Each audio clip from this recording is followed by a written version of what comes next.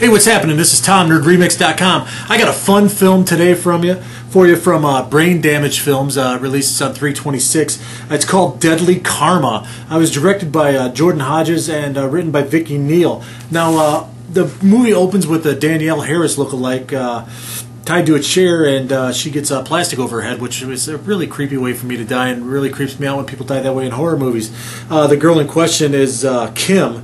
And she is played by, I did not write that down in my notes. Sorry about that, girl that plays Kim.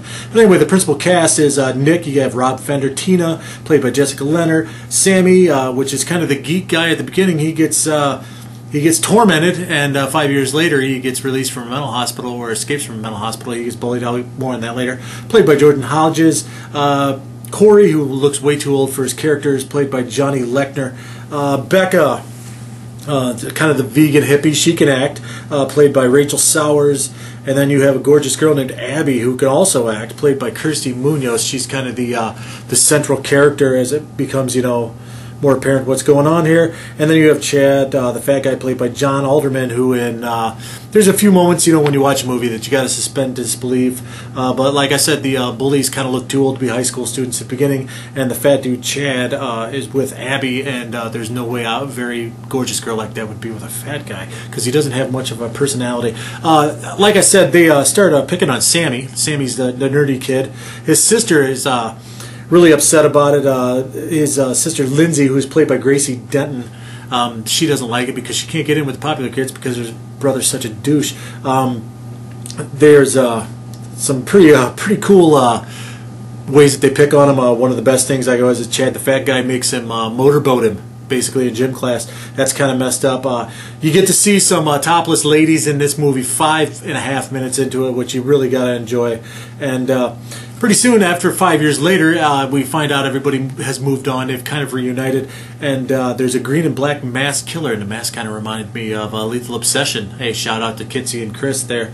But green and black, half and half masked killer starts dispatching the old foes. And is it Sammy, or who is it? You gotta watch the end to find out. I don't want to spoil anything for anybody. There is some cool stuff in here. There's a sex scene in a boat through the hatch that works really good. Like I said, there's lots of the cast is very easy on the eyes, and there's lots of naked females in this. A little too much man-ass for my taste, but hey, you take what you can get.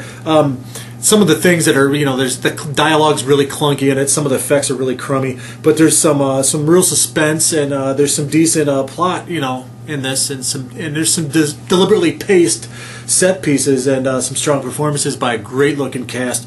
So you gotta really enjoy that. And basically, you fast forward 5 years, and like I said, people are getting dispatched. Abby has a new boyfriend named David, who's played by Joe Paul Rysick, who is also one of the producers of this movie. A really strange-looking guy, and you'll have to see what happens. Let's just say there's a little bit of a twist ending, and it kind of reminded me of the movie Happy Birthday to Me, if that's one of your favorites.